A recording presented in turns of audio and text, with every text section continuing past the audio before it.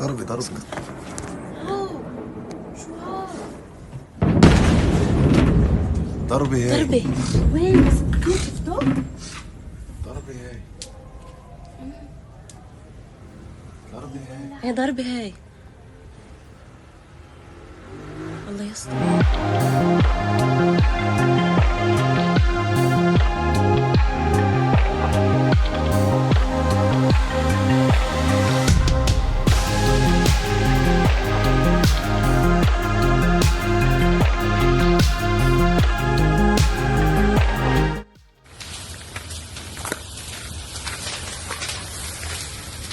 المازوت كله عم يحترق. هذا كله المازوت.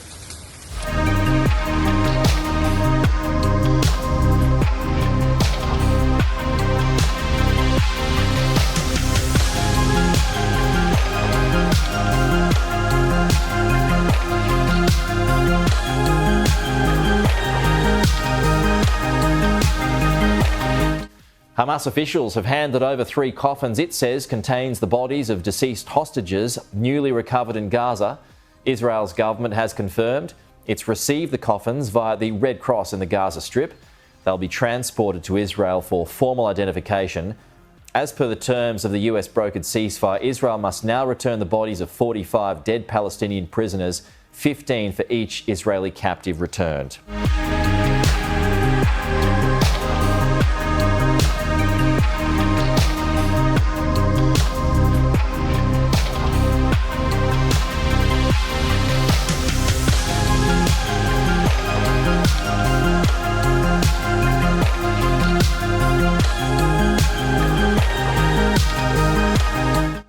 Sebastian Gorka, terrific to have you on the show again. We've seen overnight Israel's strikes on Hamas targets. Do you believe this is justified in response to Hamas breaking the peace deal? Well, to quote my immediate boss, Acting National Security Advisor, Secretary Marco Rubio, the Sharm el-Sheikh peace accords is not some kind of excuse for political suicide for Israel. So absolutely, if one side is acting in bad faith or in breach of the 21 points that President Trump brought to the table in Egypt, then of course Israel has a right to protect itself. So this is a tense time. We still have numerous dead hostage bodies to be returned, including 2 U.S. nationals. As a result, this is going to be a difficult period. But if anyone can bring us a final resolution and get us to a point where those 21 metrics are met, it is the current incumbent, it is the commander-in-chief, it is President Trump. Yeah, it's incredible that he's even achieved the return of the 20 living hostages. It was one of the greatest days of the past 2 years. Sebastian, it's actually not well known that you've been working incredibly closely with the families of the hostages. Can you tell us what your relationship with them has been like and what work you've been doing? I'd be honored. So in the National Security Council, I had the Counter-Terrorism Directorate that's responsible for our counter-jihadi fight across the globe. So I can report to you as of this morning here, we have smited 393 leading jihadis around the world since January the 20th, excluding the Houthi campaign. So we are back in the business of raining down hellfire on those who threaten Americans or who have killed Americans.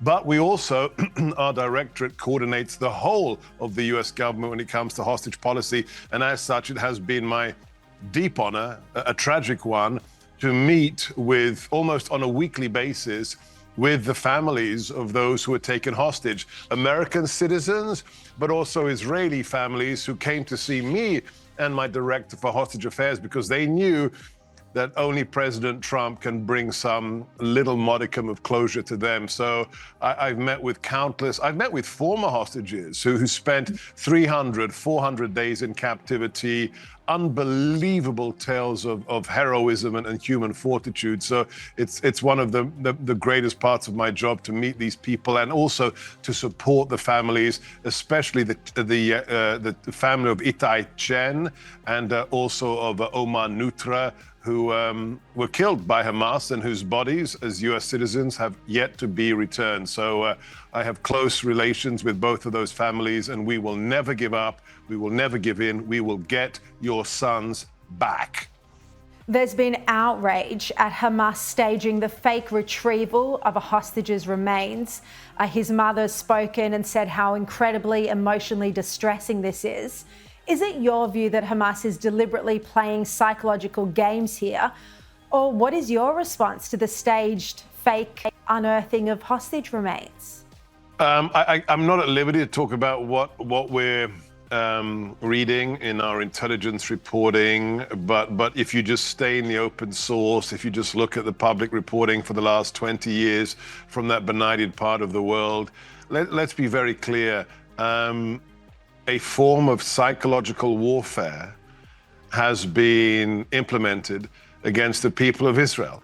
Just this symbol that some asinine, clinically imbecilic morons wear in Hollywood for, galas and awards ceremony of this red hand they put on their lapel pin in some kind of, I'm with the oppressed of Gaza, is actually a reminder of the bloodied hands that was shown at a window when an Israeli captive was murdered by these individuals. So whether it's these symbols of, we will torture, we will kill your loved ones, we will keep them in tunnels, we will make them dig their own graves. We've seen this repeatedly again and again and again. But look, here's the shining light. President Trump invited the Arab world, the Muslim world, to Sharm el-Sheikh. He was hosted by President al-Sisi. He even think of this. I mean, this is when you realize there is no obstacle to this president. He invited the Ayatollah. He invited the regime of Iran and said, hey, have you had it with us dropping 34,000 pound bombs on your nuclear facilities? Did you have it with the 12 days of Operation Rising Lion before that, before Midnight Hammer? This is a man whose interest is one thing: saving lives. Let's be clear. This is 8 peace treaties in 8 months. If a president gets one international peace deal in 4 years, okay. If he gets 2, hey, that's historic. We've had one a month for 8 months, and this is the biggest. So yes, the psychological exploitation will likely continue, but they're messing with the wrong president, and at the same time, they're also messing with the wrong prime minister in the form of Benjamin Netanyahu. Strong words there. Look, President Trump has said there'd be no American boots on the ground in Gaza, but he does expect other nations to play a role in keeping the peace. You're the counter-terror czar. Do you believe Hamas still needs to be militarily defeated? Utterly and completely, without a question of a doubt.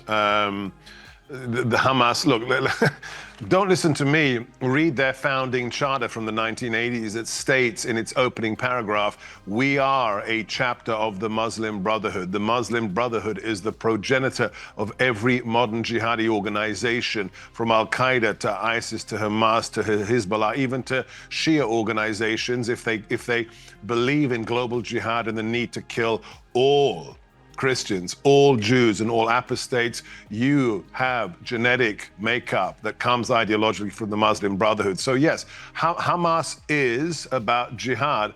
Hamas is about killing all those who do not ideologically agree with them or enslaving them. So yes, unless Hamas is completely excised from that community, unless there is a new political class that fights the corruption that we've seen in that part of the world for decades now, there is no hope for the people of either Gaza or the West Bank. So that's the big challenge. And the good news is we have some nations who are at Sharm el-Sheikh who have massive militaries, and others who have massive GDPs, who relatively easily can assist in the stabilization and the rebuilding of what is, to all intents and purposes, a very small piece of territory in the Middle East.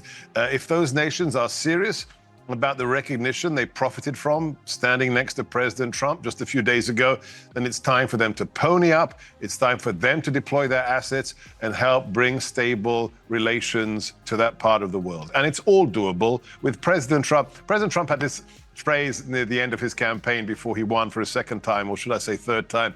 He said, you know what it is about Americans? We make the impossible look easy. Nothing is out of the question with President Trump at the helm.